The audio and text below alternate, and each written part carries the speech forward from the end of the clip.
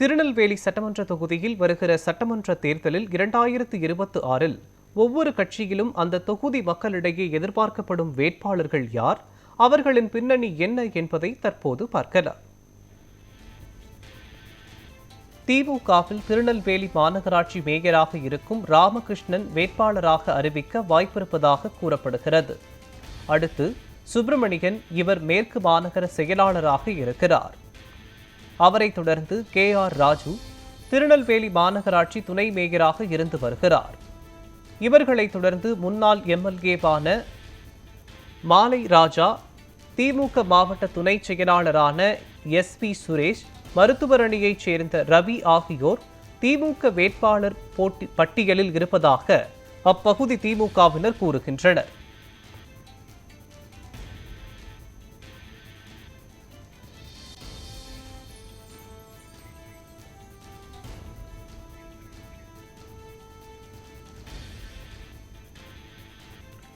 அதிமுகவை பொறுத்தவரை தஞ்சை கணேசராஜா, இவர் மாநகர் மாவட்ட செயலாளராக இருந்து வருகிறார்.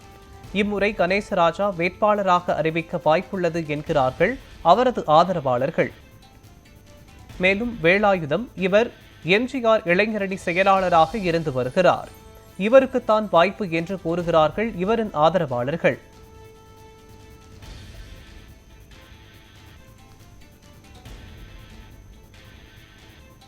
பாரதிய ஜனதா கட்சியில் அக்கட்சியின் மாநில தலைவர் நயினார் நாகேந்திரன் சட்டமன்ற வேட்பாளராக களமிறக்கப்படுவார் என்று கூறப்படுகிறது. அடுத்ததாக பாஜகவினால் கூறப்படும் நபர் பலவேஷம், இவர் மாவட்ட தலைவராக இருந்து வருகிறார். காங்கிரஸில் முன்னாள் MP ராமசுப்பு, முன்னாள் மாவட்ட தலைவர் சங்கரபாண்டியன் ஆகியோர் இடையே போட்டி நிலவுவதாக கூறப்படுகிறது. நாம் தமிழர் கட்சியை பொறுத்தவரை சத்யா என்பவர் ஏற்கனவே வேட்பாளராக அறிவிக்கப்பட்டுள்ளார். தமிழக வெற்றி கழகத்தால் அஷ்மிதா மாவட்ட மகளிரணி அமைப்பாளர், சுபர்த்தனா மேற்கு மாவட்ட செயலாளர் ராஜகோபாலன் ஆகியோர் போட்டி பட்டியலில் இருப்பதாக கூறப்படுகிறது.